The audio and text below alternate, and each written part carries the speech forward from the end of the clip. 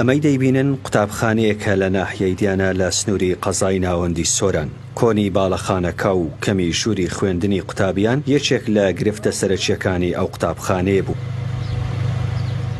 زیادکردنی چەند پۆلێکی خوێندن لەلایەن دەستگای خێرخوازی بارزانی بەشێکی سەرەکی لە کێشەکانی ئەو قوتابخانەی چارەسەر کردووە. ساڵانە پێش ئەو کاتێکە دوو دەوامی لێبوو، دەوامی کچان و دەوامی کوڕان، سەرووی 1000 قوتابی لێبوو. ڕێژەیەکی زۆر قوتابیان لە ژوور بوون، بۆیە بۆ ئاسانکاری ئێمەش ئەو کتابمان کرد، سەرووی خۆمان لێ ئاگادار کردەوە. خۆشبەختانە دەستگای خێرخوازی بارزانی خۆشبەختانە بەهانامانەوە هات، توانی 3 پۆل کە ئێستا لە پێشچاوی ئێوەیە دروستی کردووە. ئەو تەزەخومەی کە لەسەر قوتابخانەمان بووە وەی کرد ئەو تەزەخومە نەمینێ. ئێمە وەکو بەڕێبەری قوتابخانە ئایلانی بنەرەتی کوڕان زۆر سپاسی دەستگای خێرخوازی بارزانی دەکەین کە هەستان بە دروستکردنی 3 پۆل لە قوتابخانەکەمان، چونکە ڕێژە قوتابیەکانمان زۆر بوون، یعنی زۆر پێویستیشیان پێ بوو. زۆر سپاسیان دەکەین. لەبەرەوە ڕێژە قوتابیەکانمان 700 قوتابیە بەهۆی دابینکردنی ئەو 3 غورفەیە یان ئەو 3 پۆلەیە لەوانەیە بارێکی زۆر قورس لەسەر شانمان کەم بکرێتەوە.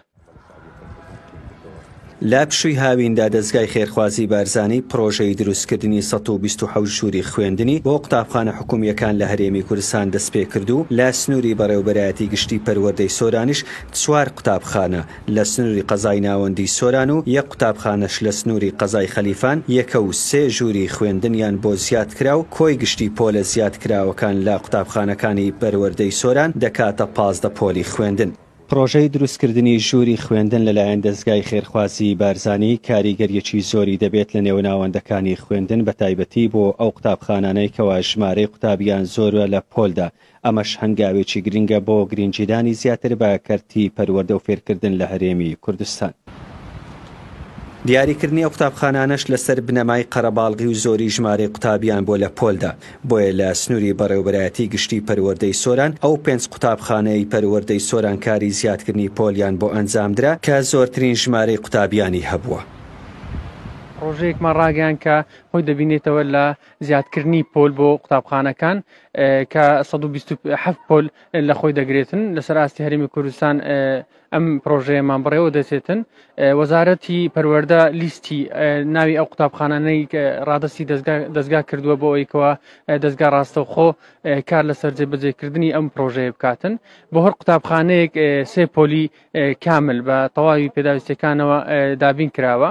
تێچووی هەر زیادکردنی ئەو پۆلانە لە هەر قوتابخانەیەک بڕی نزیک 50 میلیۆن دینار دەبێتن.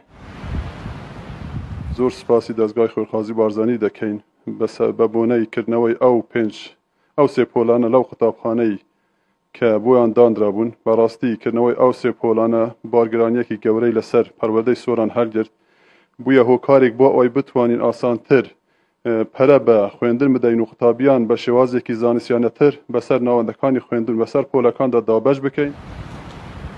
لە ساڵی ڕابردوو نزیکەی 100,000 قوتابی لە سنووری ئیدارەی سربەخۆی سۆران بە تەواوی قەزا و ناحیە و گوندەکانیەوە ڕوویان لە ناوەندەکانی خوێندن کرد. زیاتر لە 7,000 مامۆستای هەمیشەیی وانەبێژ لە قوتابخانەکان وانەیان دەگوتەوە. محەممەد مەحموود، زاری کرمانزی، سۆران.